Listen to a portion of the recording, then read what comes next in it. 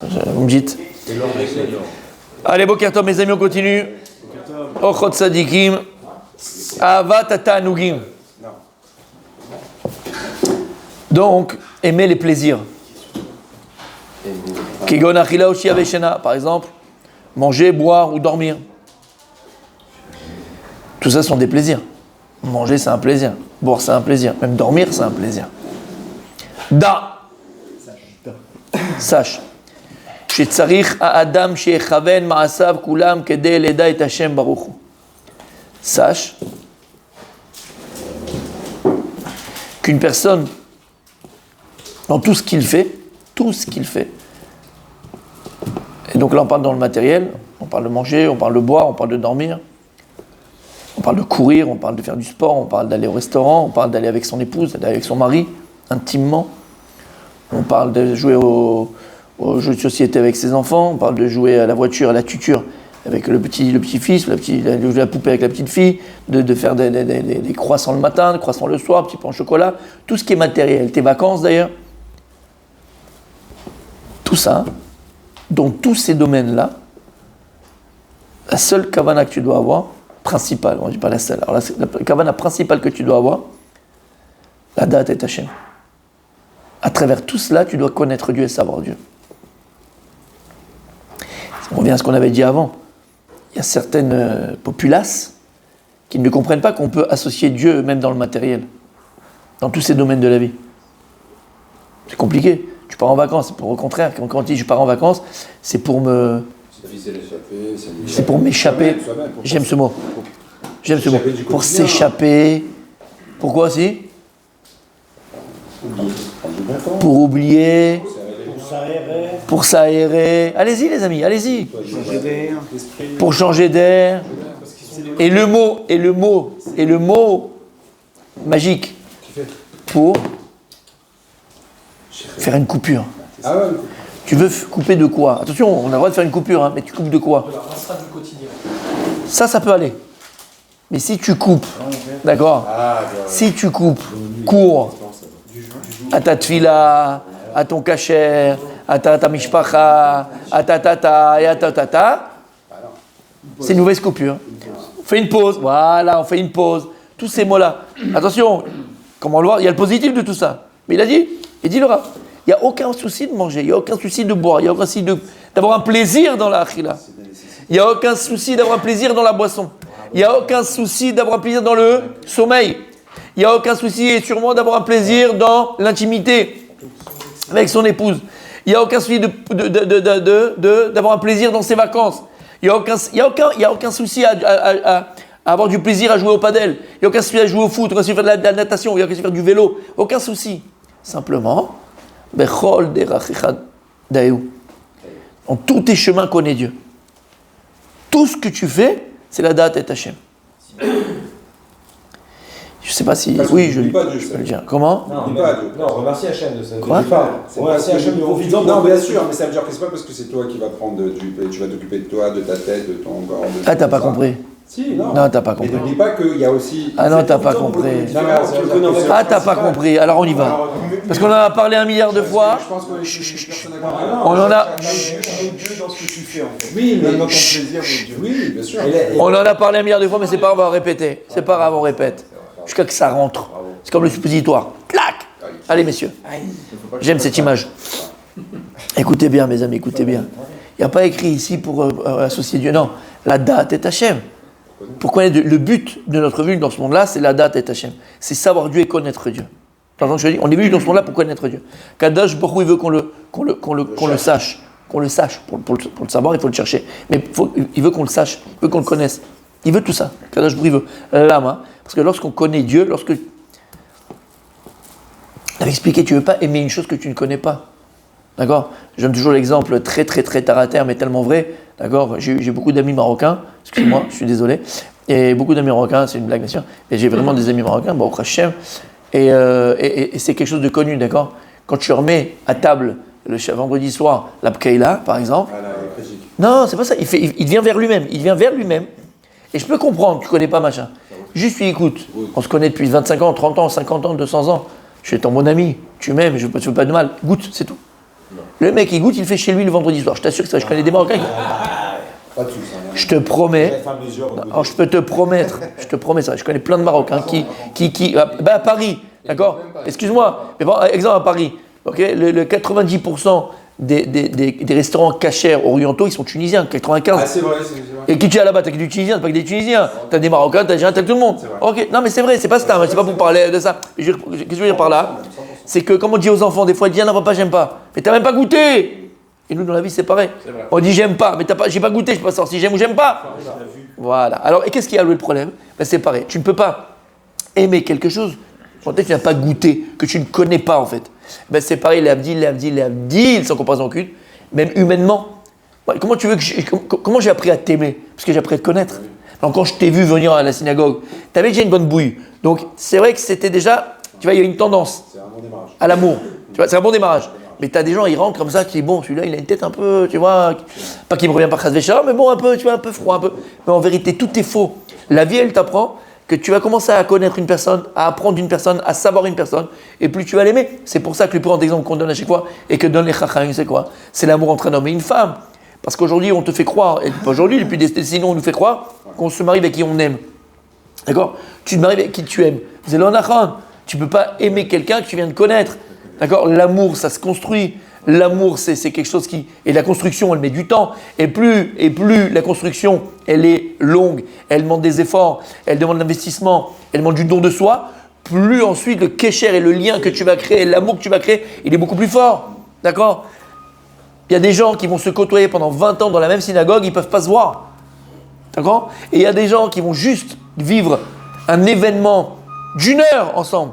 Parce qu'ils ont été bloqués dans un parc d'attractions à Disneyland ou à parc Astérix, dans la roue là-bas. Ils sont restés les deux là-bas, accrochés. Ou tu sais, dans un truc de ski là. Comment on appelle ça? Dans un tire-fesse, une remontée, d'accord? Ils sont restés pendant 5 heures ou 2 heures bloqués là-haut. Ils ne se connaissaient pas. Ils ont vécu un même événement. Cet événement, il les a liés. Ils ont commencé à se connaître. 5 heures, ça suit. Et ils s'appellent, ils se voient, ils sont machin, même s'ils ne se voient pas tous les jours. Aval, ils ont créé un kécher vraiment d'amitié. Donc tu vois bien que quoi? C'est beaucoup. Ce qui crée le lien, ce qui renforce les liens, c'est l'événement qu'on vit ensemble. C'est d'abord des événements, c'est aussi malheureusement des fois aussi les épreuves, qu'elles soient bonnes ou plus mauvaises. Tout ça, ça crée des liens. Tout ça, ça crée des choses qui sont très fortes. Et ça amène à l'amour. D'accord? Donc tu ne peux pas. Donc c'est pour ça, Mechila, tout ce qui vient dans la tête, je le dis maintenant, j'ai peur de l'oublier. C'est pour ça d'ailleurs, j'ouvre une petite parenthèse et je vais la fermer dans pas longtemps. Je vous aime quand je dis ça, ferme-la, d'accord? Ça vous démange? Puisque je viens de dire quelque chose de magnifique en vérité. Quoi? Ah oui, quand tu vis un événement avec quelqu'un, en fait, c'est pas forcément des fois le temps qui fait que, c'est l'intensité de l'événement qui fait aussi, qui va créer le lien.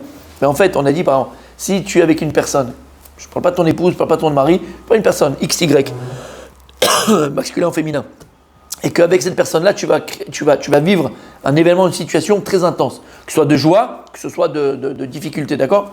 Automatiquement, tu vas créer un lien avec cette personne. Et ce lien-là, il est vrai, il est fort. Il amène précisément à l'amour. Si on arrive, là ce qu'il dit le Rav, si on arrive à vivre intensément les événements que l'on vit avec Akadosh Baruch Hu, imagine le lien que tu peux créer avec lui. Shamata, exactement ça. Dans le bien. Non, exactement, dans le bien. Alors j'irai dans le bien ou dans le moins bien, Oui. parce qu'il n'y a pas de mal. Dans le bien ou dans le moins bien. Imagine le kécher et le lien intense que tu crées avec lui et l'amour que tu as pour lui. C'est pour ça, je répéterai jamais assez, celui qui arrive à le faire, Béhémet, faites-le. C'est pas une blague. Faites-le. Associé.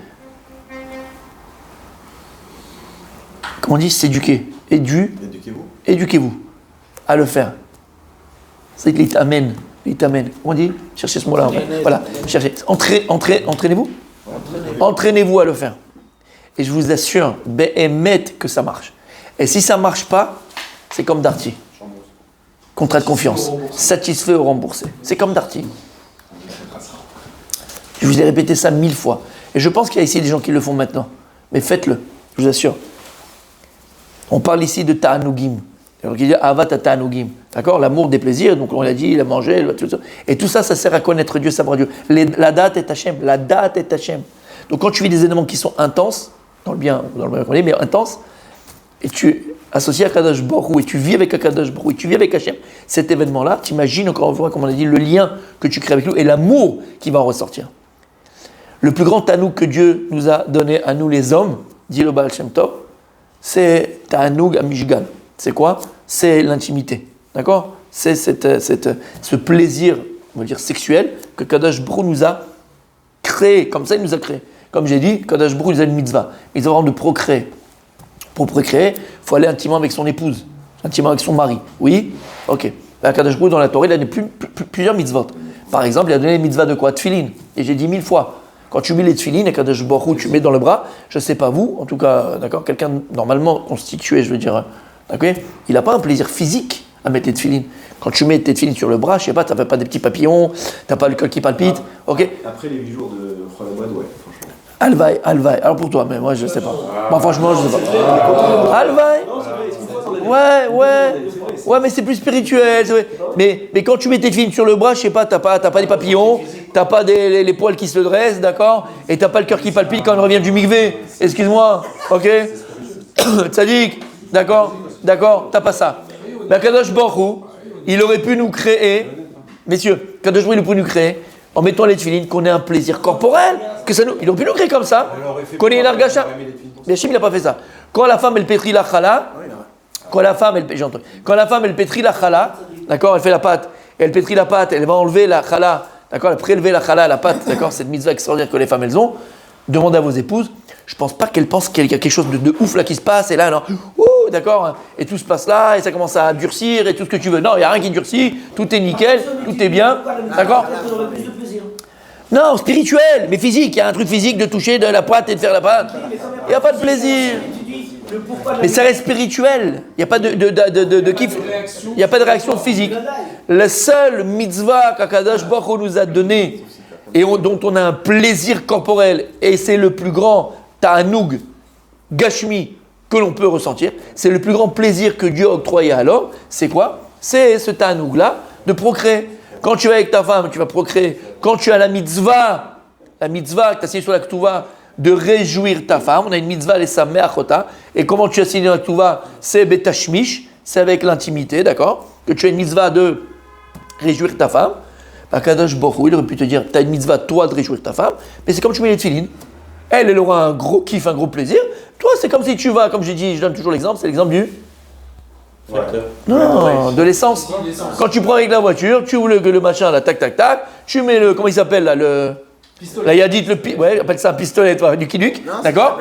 Mets le pistolet, je sais, mets le pistolet dans le trou, d'accord? Tu mets l'essence, d'accord? Ça aurait été pareil. Du bois et la main, Akadosh Baruch Hu, il nous a donné, il nous a fait le plus grand des cadeaux, Behemet, le plus grand des cadeaux. C'est que non seulement quand on va procréer ou faire réjouir nos femmes, tu as une mitzvah de le faire, mais c'est une mitzvah où la vérité, Blaïna, on est tous méadrin.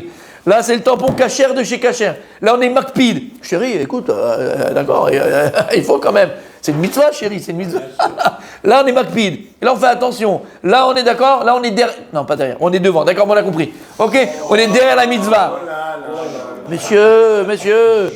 J'allais dire, on est à cheval. Bon, mais on est à cheval sur la mitzvah. Messieurs, on a compris. S'il vous plaît. Il vient de Tanzanie, là-bas, c'est que comme ça, il comprend ce que je veux dire. D'accord.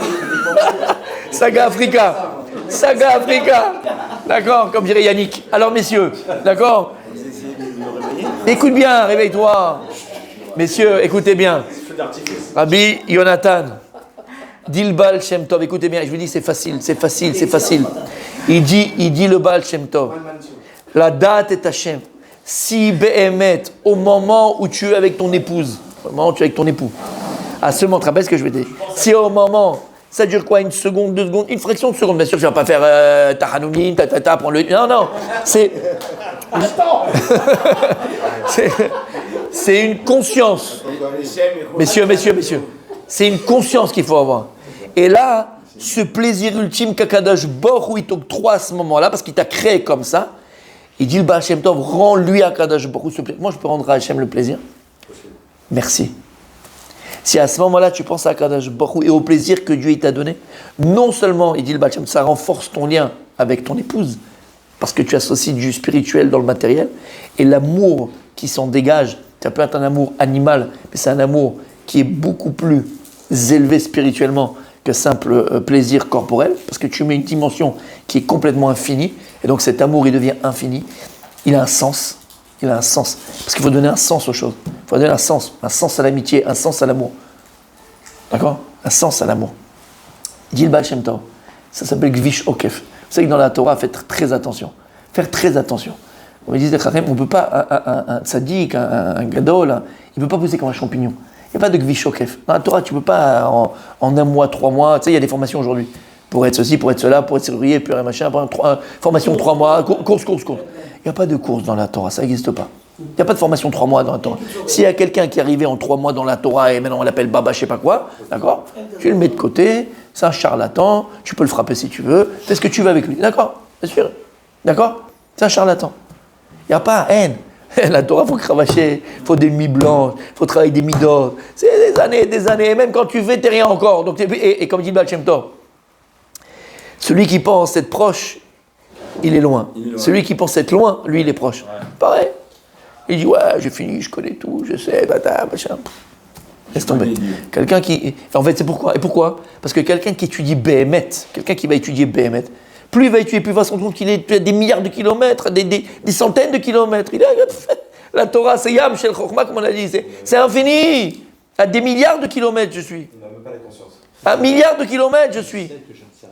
Maintenant, ça ne veut pas dire que je suis nul. On ne dit pas ça du tout. Mais savoir que j'ai encore plein de chemins. Et vous savez, je vous ai dit déjà ce secret-là. Au contraire, c'est ce qui rallonge la vie.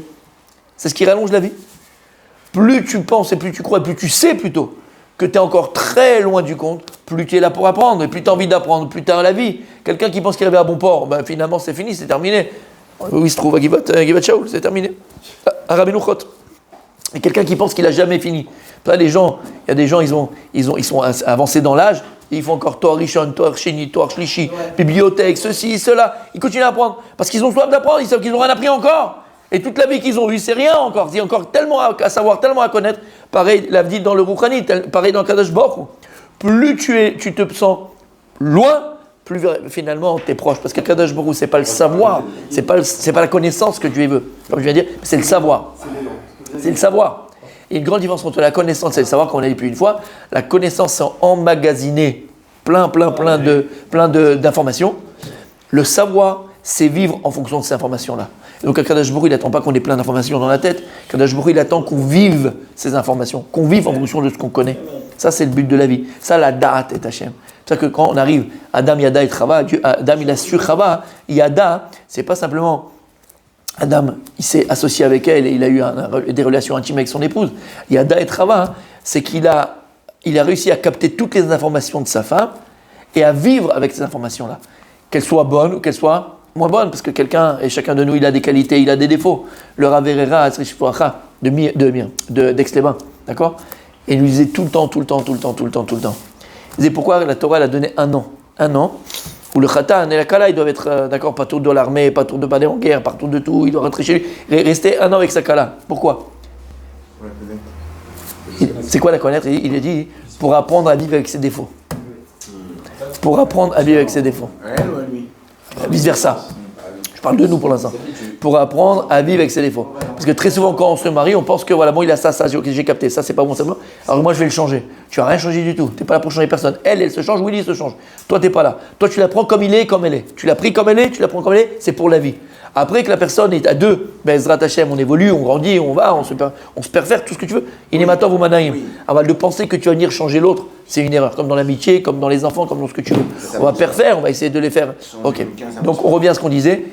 Gvishokef. Et je vous assure, Behemet. Je connais des gens dans cette synagogue, d'accord, qui ont fait ce que je vous ai dit, qui sont venus me témoigner de ça. Et ils m'ont témoigné que c'est Emet. Si tu arrives au moment, d'accord, le plus intense de Tano que Dieu a créé dans ce monde-là, physique, je parle, la date est Hachem.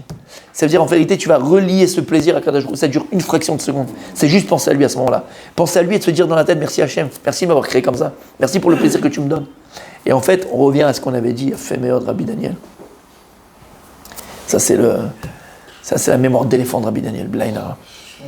Quand Rabbi Yoshua, il est niftar, avant de mourir, il pleurait pour sa courgette. Vous vous rappelez ce qu'on a dit la semaine dernière? Il pleurait, il dit, mais j'ai courgette quoi. Courgette, il est complètement sénile, ça y est, c'est fini. Il va partir, il a perdu sa tête. Non. En fait, il voulait dire quoi, ses élèves? Cette courgette-là, maintenant, c'était un moyen que Dieu m'avait donné pour le connaître. C'est quand tu viens, tu fais Shakol, tu fais Boré Peri Adama, quand tu fais Boré Peri Haetz, quand tu fais Boré Mili Mezonot, quand tu fais une bracha, d'accord? Tu vas manger.